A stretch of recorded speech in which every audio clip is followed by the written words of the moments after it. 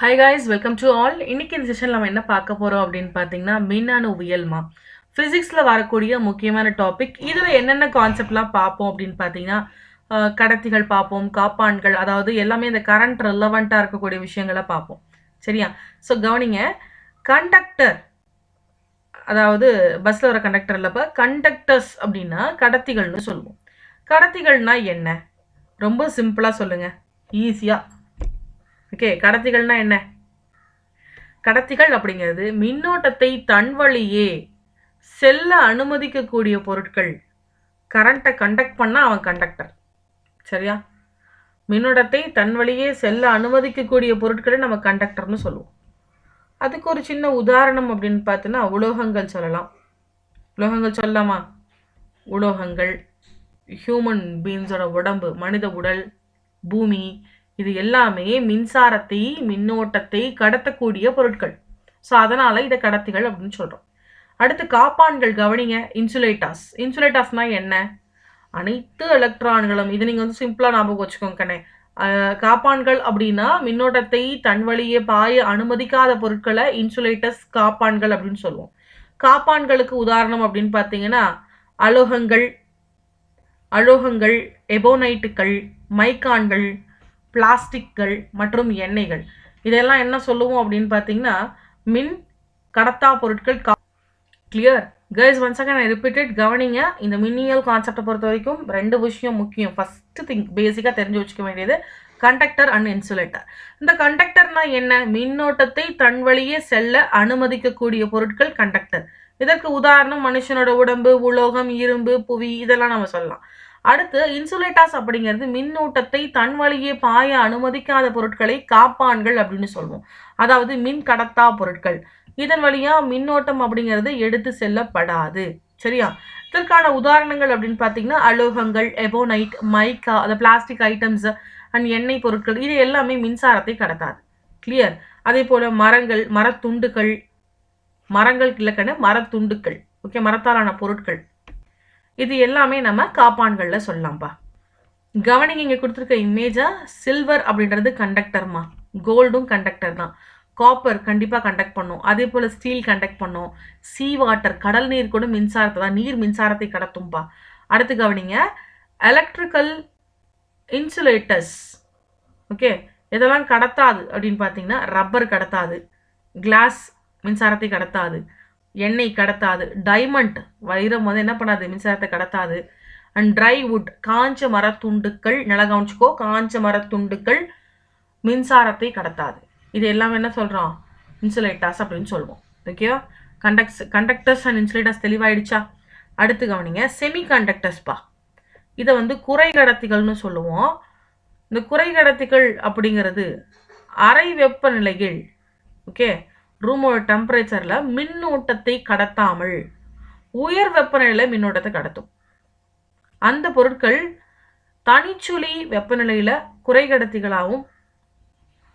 குறைகடத்திகள் காப்பான்களா செயல்படும். நல்லா கவனிச்சுக்கோ, simple concept தான். குறைகடத்திகள்னா என்ன? அவன் என்ன பண்ணுவான்? அறை வெப்பநிலையில மின்னூட்டத்தை கடத்த மாட்டான். ரூமோட டெம்பரேச்சர்ல மின்னூட்டத்தை கடத்த மாட்டான். ஆனால் டெம்பரேச்சர் ஹையாக இருக்கும்போது மின்னூட்டத்தை கடத்துவான். சரியா? இப்படி கடத்துறவன் தனிச்சுழி வெப்பநிலையில் இருக்கான் அப்படின்னா அப்போ இவன் காப்பானா செயல்படுவான். புரியுதா? தனிச்சுழி வெப்பநிலைகளில் குறைகடத்திகள் காப்பான்களாக செயல்படும். நல்லா கவனிச்சுக்கோ, ரெண்டும் பண்ணுறான். கடத்தவும் செய்கிறான், கடத்தாமலும் இருக்கான். அறை வெப்பநிலை மின்னோட்டத்தை கடத்த மாட்டான், வெப்பநிலை அதிகமாக இருக்கும்போது கடத்துவான். இதே இந்த பொருள் தனிச்சுழி வெப்பநிலை இருக்குது அப்படின்னா இந்த குறைகடத்திய காப்பானா மாறிடும், அதாவது சுத்தமாக கடத்த மாட்டான். புரியுதா? எடுத்துக்காட்டு, தனிம குறைகடத்தி அப்படின்னு எடுத்தீங்கன்னா சிலிக்கான், ஜெர்மானியம், இது ரெண்டும் சொல்லலாம். குறைகடத்திக்கான உதாரணம் ஜெர்மானியம். அடுத்து சேர்ம குறைகடத்திகள் கண்ணு. இந்த சேர்ம குறைகடத்திகள்னா என்ன? கனிமங்கள்ல குறைகடத்திகள். குறைகடத்தினா என்னன்னு சொல்லிட்டேன். அதே கனிமங்கள்ல எப்படி இருக்கும், கரிமங்கள்ல எப்படி இருக்கும், அது உதாரணம் என்ன? சிடிஎஸ், ஓகே, ஐஎன்பி, இதெல்லாம் கனிமங்கள்ல சொல்லலாம். கரிமங்கள் அப்படின்னு எடுத்தீங்கன்னா ஆந்த்ராசின், ஓகே, தாலோசைன், இதெல்லாமே தனிமங்களில் சொல்லலாம். செமிகண்டக்டர் அப்படிங்கிறது நமக்கு இப்படி தான் இருக்கும் ரியல் டைமில். நிறைய அந்த ரிமோட்ஸ்லாம் நீங்கள் வந்து உடச்சி பார்த்துருந்தீங்கன்னா தெரிஞ்சிருக்கும். ரிமோட்டா அது எலக்ட்ரானிக்கல் பொருள்லாம் நீங்கள் உடச்சி பார்த்தீங்கன்னா செமிகண்டக்டர் இருக்கும். இதுதான் செமிகண்டக்டர். ஸோ செமிகண்டக்டர் பார்த்துக்கோ, இமேஜ் இதுதான். அடுத்து கவனி, செமிகண்டக்டரில் கரிம பாலிமர் குறைக்கடத்திகள். இந்த கரிம பாலிமர் குறைக்கடத்திகள்னா என்ன, அதில் இதெல்லாம் வரும் அப்படின்றத பார்க்கலாம். ஸோ ஃபர்ஸ்ட் பாயிண்ட் என்ன அப்படின்னு பார்த்தோன்னா பாலிஃபிரோல், அதாவது கரிம பாலிமர் குறைக்கடத்திகளுக்கான உதாரணம். பாலிஃபிரோல், பாலி அனிலின், பாலி தியோஃபின், இது மூணுமே கரிம குறைக்கடத்திகள் உதாரணம்ப்பா. அடுத்து கவனி, காப்பான்கள். காப்பான்னா என்ன சொன்னேன்? காப்பானுக்கு ஒரு உதாரணம் கமெண்ட் பண்ணுங்க பார்க்கலாம். ஸோ இந்த காப்பான்கள் அப்படின்னு எடுத்தீங்கன்னா விளக்கப்பட்ட ஆற்றல். இந்த காப்பான்களில் விளக்கப்பட்ட ஆற்றலோட இடைவெளி அப்படிங்கிறது ரொம்ப அதிகம். ஆற்றலோட இடைவெளி அப்படிங்கிறது அதிகமாக இருக்குது. அதனால் இதில் மின்னோட்டம் அப்படிங்கிறது கடத்துறது கிடையாது காப்பான்களில். ஸோ இது ஜஸ்ட் நமக்கு தெரிஞ்ச விஷயம் தான். ஏன் அப்படின்றத கொடுத்துருக்கான். குறை கடத்திகள் அப்படின்னு எடுத்தோன்னா விளக்கப்பட்ட ஆற்றல் அப்படிங்கிறது ரொம்ப குறைவு கண்ணே, காப்பானில் அதிகம், அதனால் கடத்தாது. குறை கடத்திகளில் ரொம்ப குறைவு. ஜெர்மானத்தோட விளக்கப்பட்ட ஆற்றல் இடைவெளி அப்படின்னு எடுத்தோன்னா 0.7 எலக்ட்ரான் வோல்ட். ஓகே, ஸோ நல்லா கவனிச்சுக்கோ. காப்பானில் பார்த்தோன்னா ஆற்றல் இடைவெளி, இந்த விளக்கப்பட்ட ஆற்றல் இடைவெளி அதிகமாக இருக்கும். ஸோ மின்னோட்டத்தை கடத்தாது. குறை கடத்தியில் பார்த்தீங்கன்னா அது ஆற்றல் இடைவெளி, விளக்கப்பட்ட ஆற்றல் இடைவெளி அப்படிங்கிறது ரொம்ப கம்மி, அதனால் கடத்தும். சில நேரங்களில் கடத்தும். அது எப்போ கடத்தும் அப்படிங்கிற டேர்ம்ஸ் அண்ட் கண்டிஷன் நான் முன்னே சொல்லிட்டேன் உங்களுக்கு. அடுத்து கவனிங்க, சிலிக்கானில் விளக்கப்பட்ட ஆற்றல் இடைவெளி எவ்வளோ அப்படின்னு பார்த்தோன்னா 1.1 எலக்ட்ரான் வோல்ட். ஜெர்மானியம் அப்படின்னா 0.7 எலக்ட்ரான் வோல்ட். இந்த கடத்திகளில் விளக்கப்பட்ட ரெண்டு சொல்லியிருக்கேன். ஒன்று ஜெர்மானியம் சொல்லியிருக்கேன், இன்னொன்று சிலிக்கான் சொல்லியிருக்கேன். ஓகே, இதெல்லாம் வந்து பெஸ்ட்டான குறை கடத்திகள். ஸோ இந்த குறை கடத்திகளுக்கான விளக்கப்பட்ட ஆற்றலோட அளவு மட்டும் தெரிஞ்சு வச்சுக்கோ. ஜெர்மானியம் 0.7 electron volt, silicon 1.1 electron volt. ஓகேவா? ஸோ அடுத்தது கவனிங்க, கடத்திகளில் விளக்கப்பட்ட ஆற்றல் இடைவெளி அப்படிங்கிறது கிடையாது. கடத்திகளில் இது கிடையாது. காப்பானில் இருக்குது, குறை கடத்தில் இருக்கு கண்ணே, ஆனால் விளக்கப்பட்ட ஆற்றல் இடைவெளி கடத்திகளில் இல்லை. தெளிவாக பார்த்துக்கோ இந்த 3 விஷயத்த. இந்த கடத்திகளோட மின்னோட்ட கடத்தலுக்கு எலக்ட்ரான் தான் காரணம். கரண்ட்டை வந்து பாஸ் ஆகுது, அதை கடத்துது, அது ஏற்றுக்குது அப்படின்னா காரணம் என்ன? எலக்ட்ரான்ஸ் தான் அதுக்கு காரணம். இந்த எலக்ட்ரான் கடத்தக்கூடிய பட்டையக்கு சென்றதுக்கு அப்புறமா உருவாகக்கூடிய ஒரு காலி இடம்தான் மின் துளைகள் அப்படின்னு சொல்றோம். சரியா? இந்த கரிம பாலிமர் குறை கடத்திகள் நம்ம பார்க்கும்போது 3 விஷயங்களை பார்த்துட்டோம். கடத்தியில் என்ன மாதிரி இருக்குது, ஆற்றல் இடைவெளி, விளக்கப்பட்ட ஆற்றல் இடைவெளி, அண்ட் குறை கடத்தியில் எப்படி இருக்குது, காப்பானில் எப்படி இருக்குன்னு பார்த்தாச்சு. சரி, இப்போ குறை கடத்திகளோட வகைகள் பார்க்கலாம் கண்ணே. குறை கடத்திகளோட வகைகளில் ஃபர்ஸ்ட் ஒன் உள்ளார்ந்த குறை கடத்திகள்.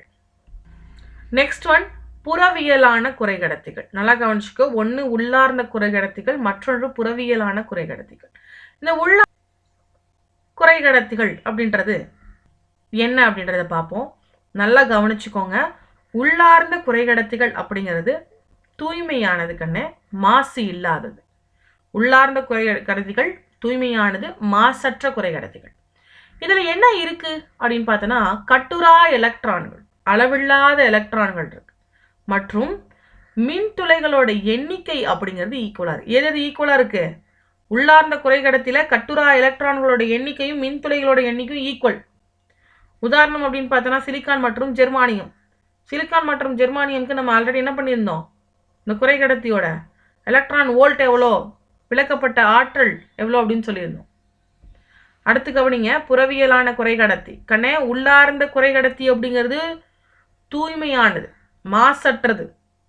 அங்கே இருக்கக்கூடிய கட்டுரா எலக்ட்ரான்களோட எண்ணிக்கையும் மின்துளைகளோட எண்ணிக்கையும் ஈக்குவல். உள்ளார்ந்த குறை கடத்திக்கான உதாரணம் சிலிக்கான் மற்றும் ஜெர்மானியம். சரியா? இந்த புறவியலான குறை கடத்திகள் கவனி, மாசு அணுக்களை பெற்றிருக்கு. மாசு அணுக்களை சேர்ப்பதனால இது மின்கடத்தும் திறனை அதிகரிக்குது. ஓகே, மின்கடத்தும் திறன் அதிகமாக இருக்கு, மாசு கலக்கப்படுது. இந்த சேர்க்கப்படக்கூடிய மாசு அணுக்களை பொறுத்து நல்லா கவனிச்சுக்கோ. புறவியலான குறைக்கடத்தி அப்படின்றத என்ன சொல்றோம்? மாசு அணுக்களை சேர்க்கிறோம். மாசு அங்க இருக்கு. மாசான ஒரு குறைக்கடத்தி புறவியலான குறைக்கடத்தி. இதுல பாத்தீங்கன்னா மின்கடத்தக்கூடிய திறனை அதிகரிக்கிறோம். அதுக்காக தான் என்ன பண்றோம்? மாசுக்கள் சேர்க்கிறோம். இந்த மாசுக்கள் சேர்க்கப்படும் போது அந்த சேர்க்கப்படக்கூடிய மாசு அணுக்களை பொறுத்து இந்த புறவியல் குறைக்கடத்திகள் 2 வகையா பிரிக்கிறோம் கண்ணு. எத்தனை வகையா பிரிக்கிறோம்? 2 வகையா பிரிக்கிறோம். ஒன்று N வகை குறைக்கடத்தி, மற்றொன்று P வகை குறைக்கடத்தி. சரியா? N வகை மற்றும் P வகைக்கான டயக்ராம் அப்படின்றத கொடுத்துருக்கோம், ஜஸ்ட் பார்த்துக்கோ. ஓகேவா? ஸோ அடுத்தது கவனிங்க. லிசன் கைஸ், இந்த N வகை குறைக்கடத்தி அப்படின்னு எடுத்தீங்கன்னா தூய ஜெர்மானிய படிகத்தோட 5 இணைத்திறன் கொண்ட மாசு அணுக்கள்பா. இதற்கு உதாரணம் அப்படின்னு எடுத்துக்கிட்டிங்கன்னா ஆன்டிமனி, பாஸ்பரஸ், அர்சானிக் இதெல்லாம் சொல்லலாம். சரியா? அடுத்தது கவனி, P வகை குறைக்கடத்தி. இது இந்த நல்லா கவனிச்சுக்கோங்க, P வகைக்கும் N வகைக்கும் என்ன வித்தியாசம்?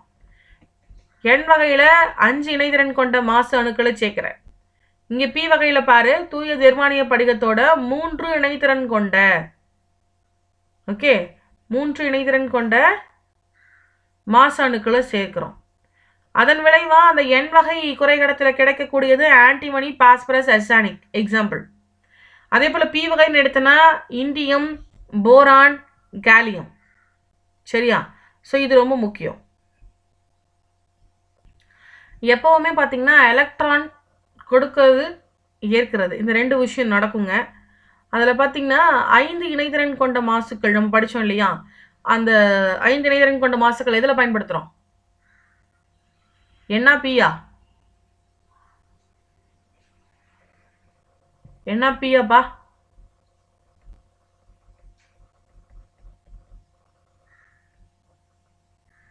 எதில் பண்ணுறோம்? பார்த்து கூட சொல்லலாம். ஓகே, ஸோ இந்த 5 இணைதிறன் கொண்டது அப்படின்னு பார்த்தீங்கன்னா நம்ம எதில் பயன்படுத்துவோம் அப்படின்னா Nல பயன்படுத்தும். சரியா? ஸோ அந்த 5 இணைதிறன் கொண்ட மாசுக்களை கொடை அணுக்கள் அப்படின்னு சொல்கிறோம். 3 இணைதிறன் கொண்ட மாசுக்கள் P வகையில் பயன்படுத்துகிறோம். இதை ஏற்பான் அணுக்கள்னு சொல்லுவோம். ஓகே, ஸோ இது எல்லாமே ஒரு வகையான தொடர்பு தானே. ஸோ இதை சார்புபடுத்துதல் அப்படின்னு சொல்கிறோம். இந்த சார்புபடுத்துதலை 2 வகையாக பிரிக்கிறோம். ஒன்று முன்னோக்கு சார்புகள், மற்றொன்று பின்னோக்கு சார்புகள். இந்த முன்னோக்கு சார்புகள் அப்படின்னு எடுத்தனா மின்கலத்தோட நேர்மின் வாய் P பகுதியோடையும் எதிர்மின் வாய் அப்படிங்கிறது N பகுதியோடையும் இணைக்கப்பட்டால் அந்த சந்தியானது முன்னோக்கு சார்பில் அமையும். நல்லா கவனிச்சுக்கோ, அணுக்கள் அப்படிங்கிறது ஏற்பும் நடக்கும், இழப்பும் நடக்கும். ஓகே, ஸோ இதில் 5 இணைதிறன் கொண்டது கொடை அணுக்களாகவும் 3 இணைதிறன் கொண்ட மாசு அணுக்கள் ஏற்பான் அணுவாகவும் இருக்கு. ஸோ இங்கே சில விஷயங்கள் நடக்கும்போது நம்ம சார்பு அப்படின்ற விஷயத்தை கொண்டு வரோம். சார்புபடுத்தல் 2 வகையாக பிரிக்கிறோம். ஒன்று முன்னோக்கு சார்புன்னு சொல்லுவோம். இந்த முன்னோக்கு சார்பு அப்படின்றது மின்கலனோட நேர்மின் வாய் P பகுதியோடையும் எதிர்மின்வாய் N பகுதியோடையும் இணைச்சிருந்தா அது முன்னோக்கு சார்பு கண்ணு. பின்னோக்கு சார்பு அப்படின்னு பார்த்தோன்னா மின்கலத்தோட நேர்மின் வாய், ஓகே, ஸோ அது N பகுதியுடனும் அப்படியே மாற்றி வரும். நேர்மின்வாய் N பகுதியோடையும் எதிர்மின்வாய் P பகுதியோடையும் இணைக்கப்பட்டிருந்தா அந்த சந்தி பின்னோக்கு சார்பில் அமையும். ஓகே, நேர்மின்வாய் P எதிர்மின்வாய் N அப்படின்னா முன்னோக்கு சார்பு. அதே நேர்மின்வாய் N எதிர்மின்வாய் P அப்படின்னா அது பின்னோக்கு சார்பு. கிளியர்? ஸோ அடுத்ததான் மின்தடை பற்றி நீங்கள் கேள்விப்பட்டிருப்பீங்க. அந்த கான்செப்ட் சொல்கிறனால கவனிங்க. நல்லியல்பு டயோடு கண்ணு. இந்த டயோடு பார்த்தீங்கன்னா முன்னோக்கு சார்புல அமைஞ்சுதான். நான் முன்னோக்கு சார்புனா என்ன, பின்னோக்கு சார்புனா என்னன்னு சொல்லிட்டேன். முன்னோக்கு சார்புல ஒரு டயோடு அமையுது அப்படின்னா அது கடத்தியா மாறும்பா. இதே பின்னோக்கு சார்புல அமையுது அப்படின்னா அது காப்பானா மாறும். புரிஞ்சுதா?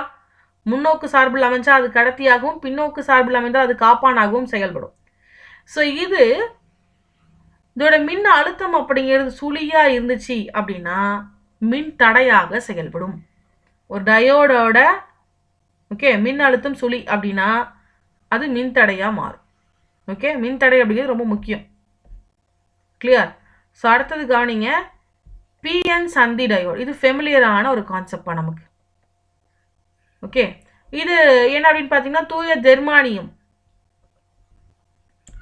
அதனால ஆனக்கூடிய ஒரு குறைக்கடத்தி. தூய ஜெர்மானியம் ஒரு குறைக்கடத்தின்னு சொல்லியிருக்கேன். அத்தகைய ஒரு குறைக்கடத்தில் ஒரு புறம் ஏற்கக்கூடிய மாசு அணுக்களையும் மற்றொரு புறம் 2 கார்னர் இருக்கு கண்ணே. ஒரு சைடு பார்த்தீங்கன்னா ஏற்பு மாசு அணுக்கள். நான் ஆல்ரெடி சொல்லியிருக்கேன் ஏற்பு மாசு அணுனா என்ன, ஓகே, கொடை மாசு அணுனா என்னன்றத.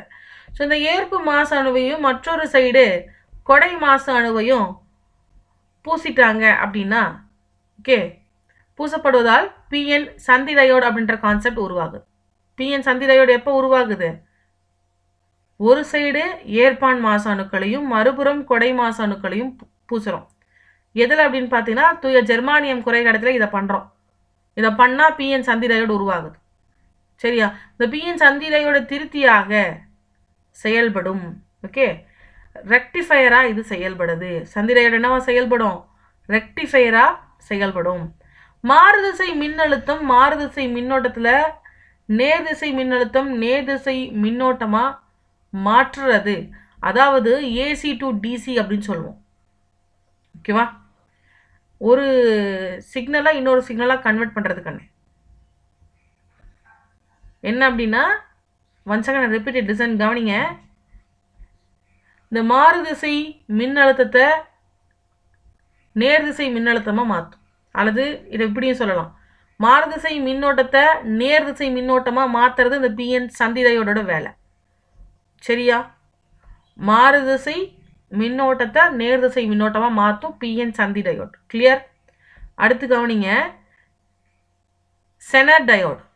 பிஎன் சந்தி டயோடு பார்த்தாச்சு. செனர் டயோடு என்ன பண்ணுதுன்னு பாருங்க. அதிக அளவு மாசூட்டப்பட்ட பின்னோக்கு சார்பில் செயல்படுத்தப்படக்கூடிய சிலிக்கான் டயோடு கண்ணு. இந்த செனர் டயோடு அப்படிங்கிறது சிலிக்கான் டயோட். இது அதிக அளவில் மாசூட்டப்பட்டிருக்கு. சரியா? செனர் டயோடுன்றது என்னது? இது ஒரு அதிக அளவில் மாசூட்டப்பட்ட டயோடு. இது ஒரு சிலிக்கான் டயோடு. இது எங்கே பயன்படுத்துகிறோம், என்னவா செயல்படுது அப்படின்னு பார்த்தோன்னா மின் அழுத்த கட்டுப்படுத்தியாக செயல்படுது. கிளியர்? செனர் டயோடு அப்படிங்கிறது மின்னழுத்த கட்டுப்படுத்தியாக பயன்படுது. அதிகமாக மாசூட்டப்பட்டது, பின்னோக்கு சார்பில் செயல்படக்கூடிய சிலிக்கான் டயோடு. சரியா? அடுத்தது கவனிங்க, ஒளி எலக்ட்ரானியல் கருவிகள் அப்படின்னு எடுத்திங்கன்னா எல்இடிஸ் ஃபர்ஸ்ட் நம்ம சொல்கிறோம். எல்இடி அப்படின்றதோட விரிவாக்கம் அப்படின்னு பார்த்தோன்னா லைட் எமிட்டிங் டயோடு அப்படின்னு சொல்லுவோம். லைட் எமிட்டிங் டயோடு அப்படின்னு சொல்கிறோம். புரியுதா? இந்த லைட் எமிட்டிங் டயோட் ஸோ ஆற்றலானது கொடுக்கப்படும் போது கண்ணுறு ஒளியை உமிழக்கூடியவை. இது முன்னோக்கு சார்பில் இயலும் கண்ணே. கண்ணுறு ஒளியை உமிழும். எனர்ஜி கொடுக்கும்போது என்ன ஆகும்? கண்ணுறு ஒளியை உமிழும், முன்னோக்கு சார்பில் செயல்படும். ஸோ இந்த எல்இடிஸ் அப்படின்னு எடுத்திங்கன்னா டிஃப்ரெண்ட் கைண்ட் ஆஃப் கலர்ஸ் இருக்குது அப்படின்றது நமக்கு தெரியும். ஸோ என்னென்ன கலரில் என்ன வகையான குறைக்கடத்தியை பயன்படுத்துகிறோம் அப்படின்றத தெரிஞ்சுக்கோங்க. ஸோ நீல கலர் எல்இடியில் நீலம் அப்படின்னு எடுத்திங்கன்னா சிலிக்கான் கார்பைடு யூஸ் பண்ணுறோம். ஓகே, அடுத்து பச்சை அப்படின்னா அலுமினியம் கேலியம் பாஸ்பைடு யூஸ் பண்ணுவோம். சிவப்பு அப்படின்னா கேலியம் அர்சானிக் பாஸ்பைடு யூஸ் பண்ணுவோம். ஓகே, வெள்ளை அப்படின்னா கேலியம் இண்டியம் நைட்ரைட் யூஸ் பண்ணுறோம். கிளியர்? ஸோ இந்த குறைக்கடத்திகளை தான் இந்த நிறங்களில் பயன்படுத்துகிறோம். One second I repeated listen. நீலம் அப்படின்னா சிலிக்கான் கார்பைட் கண்ணே. பச்சை அப்படின்னா அலுமினியம் கேலியம் பாஸ்பைட். சிவப்பு அப்படின்றது கேலியம் அர்சானிக் பாஸ்பைட். அண்ட் வெள்ளை அப்படிங்கிறது கேலியம் இண்டியம் நைட்ரைடு. ஸோ எல்லா கண்டென்ட்டையும் எதுக்காக அப்படியே கொடுத்துருக்கோம், ஒரு பாயிண்டாக கொடுக்காம அப்படின்னா உங்களுக்கு நோட்ஸ் எடுக்கிறதுக்கு யூஸ்ஃபுல்லாக இருக்கும் அப்படின்ற காரணத்துக்காக தான் எல்லாத்தையும் அப்படியே டிஸ்பிளே பண்ணி கொடுத்துருக்கோம். கிளியர்? ஸோ அடுத்த விஷயம் கவனிங்க, இதோட யூசேஜஸ். இந்த எல்இடிக்கான யூசேஜஸ் என்னென்னு பார்த்தீங்கன்னா போக்குவரத்து சைகைகள் விளக்குகளாக பயன்படுத்தும். அதாவது ட்ராவலிங், அந்த டிராஃபிக்கில் பார்த்தீங்கன்னா ரூல்ஸ் ஃபாலோ பண்ணுற சிக்னல் லைட்ஸ் ஆகட்டும், இல்லை வாகனங்களில் பயன்படுத்தக்கூடிய சின்ன சின்ன விளக்குகள், அந்த எல்இடி பல்புகள் ஆகட்டும், ஓகேவா? அதே போல் இண்டிகேட்டர்ஸ், இதெல்லாமே நம்ம இதை தான் சொல்ல முடியும். அதே போல் அவசர கால ஊர்திகள், எமர்ஜென்சி, அதாவது என்ன சொல்லலாம் அப்படின்னு பார்த்தீங்கன்னா ஆம்புலன்ஸ். அவசர கால ஊர்தி அப்படின்னாலே ஆம்புலன்ஸ் தான். ஸோ அதில் மேலே அந்த எல்இடி பயன்படுத்துகிறாங்க, லைட்ஸ் போகும் இல்லையா சவுண்டோட. அதே போல் அறிவியல் மற்றும் ஆய்வகங்களோட முன்பக்க பலகைகளில் இந்த சுற்று விளக்குகள் இண்டிகேட்டர் லேம்ப் அப்படின்றது பயன்படுத்துவாங்க. அதே போல் 7 உறுப்பு காட்சித்திரை 7 செக்மெண்ட் டிஸ்பிளேல இதை பயன்படுத்துகிறாங்க எல்இடிஸில். ஸோ எல்இடிஸ் அப்படிங்கிறது நம்ம டே டு டே லைஃப்பில் நிறைய இடத்துல யூஸ் பண்ணிகிட்டு இருக்கோம்ப்பா. ஸோ அடுத்து கவனிங்க, ஒலி டயோடு. ஒலிடுக்கு அப்புறமா எல்இடிக்கு அப்புறமா ஒலி டயோடுப்பா. இந்த ஒலி டயோட்னா என்ன? மின் ஆற்றலை, இந்த கரண்ட்டை எடுத்துட்டு, நான் ஆல்ரெடி சொல்லியிருக்கேன், ஆற்றலை ஆக்கவோ அழிக்கவோ முடியாது. ஆனால் ஒரு வகை ஆற்றலோ இன்னொரு வகை ஆற்றலை என்ன பண்ண முடியும்? மாற்ற முறையும் அப்படின்றத சொல்லியிருக்கேன். ஸோ அப்போ இந்த இடத்துல கவனிங்க, மின் ஆற்றலை ஒளி ஆற்றலாக மாற்றும் கண்ணு. அப்படி மாற்ற உதவக்கூடிய கருவி தான் இந்த ஒலி டயோடு. சரியா? எனக்கு கரண்ட்டு தானே வருது, என் கரண்ட் எப்படி லைட்டாக எரியுது? யோசிச்சிருக்கியா? ஸோ அப்படி அந்த சேஞ்சஸ்க்கு ஹெல்ப் பண்ணுறது தான் இந்த ஒலி டயோடு. இங்கே பார்த்தீங்கன்னா பின்னோக்கு சார்பில் அமைந்த பிஎன் சந்தி டயோடு பயன்படுத்தப்படுது. பின்னோக்கு சார்பில் அமைந்த பிஎன் சந்தி டயோடு பயன்படுத்தப்படுகிறது எதில்? ஒலி டயோடு. இந்த ஒலி டயோடோட பயன்கள் என்னப்பா? எச்சரிக்கை மணி அமைப்புகளில் இதை யூஸ் பண்ணுறோம். அதே போல் மருத்துவ துறைகள்னு எடுத்திங்கன்னா எக்ஸ்ரேஸ் எடுக்கிறாங்க இல்லையா, அப்போ இந்த ஒலி டயோடு தேவைப்படுது. அந்த எக்ஸ்ரேஸ் எடுத்துட்டு கணினி மூலமாக வரைபடமாக்குறாங்க பாருங்க, அதில் இந்த ஒலி டயோடு பயன்படுது. அடுத்து சூரிய மின்கலன்கள், பேட்டரிஸ் வந்து சூரிய சக்தியில் இயங்கக்கூடிய பேட்டரி, ஒலி வோல்டா மின்கலன்கள். ஸோ இங்கே எல்லாம் இந்த ஒலி டயோடு பயன்படுது. ஓகே, இது வரைக்கும் ஏதாவது டவுட் இருக்கா? அடுத்து கவனிங்க, எல்இடிக்கு அடுத்தபடியாக ஒலி டயோடு பார்த்தோம். அதுக்கு அதை தொடர்ந்து எல்சிடி பார்க்க போகிறோம். இந்த எல்சிடினா என்ன? எல்சிடி ஒளி ஆற்றலை உருவாக்காது கண்ணு, அது தெளிவாக தெரிஞ்சுக்கோங்க. இருக்கிற ஒளி ஆற்றலை மாற்றி தேர்ந்தெடுக்க பரப்புல ஒரு பொலிவை கருமையாகவோ அல்லது ஒரு கலராகவோ தோன்ற செய்யும். இதுதான் எல்சிடி. கிளியர்? ஸோ அடுத்த கான்செப்ட் அப்படின்னு பார்த்தோன்னா டிரான்சிஸ்டர். இந்த டிரான்சிஸ்டர்னா என்ன? சிலிக்கான் ஜெர்மானியம் ரொம்ப முக்கியங்க இந்த இடத்துல. சிலிக்கான் ஜெர்மானியம் படிகத்தினால ஆன 2 பிஎன் சந்திகளை கொண்ட, நல்ல கவனி, 2 பிஎன் சந்திகளை கொண்ட டிரான்சிஸ்டர்கள் நவீனமாக வடிவமைச்சு உருவாக்குனவர் யார் அப்படின்னு பார்த்தோன்னா, டிரான்சிஸ்டர் அப்படிங்கிறது 2 பிஎன் சந்தி டயோடுகளை கொண்டது கண்ணே. இதை உருவாக்குனவர் யார் அப்படின்னு பார்த்தோன்னா வில்லியம் ஹக்கிஸ் அவர்கள் உருவாக்கியிருப்பார். வில்லியம் ஹாக்லி அவர்கள் டிரான்சிஸ்டரை உருவாக்கியிருக்காரு. சரியா? டிரான்சிஸ்டரை உருவாக்குனது யாரு? William Hockley. இங்கே என்ன இருக்குது? 2 பிஎன் சந்திகள் இருக்குது. ஓகேவா? ஸோ இந்த வில்லியம் ஹாக்லி என்ன பண்ணுறாரு? 3 பகுதிகளாக சொல்கிறாரு.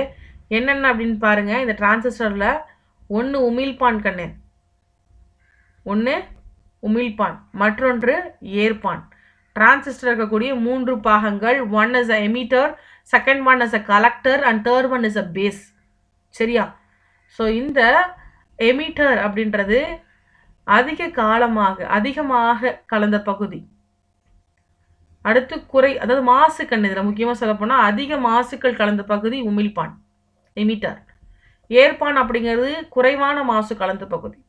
அடிவாய் அப்படிங்கிறது டிரான்சிஸ்டரோட சென்டர் பார்ட்.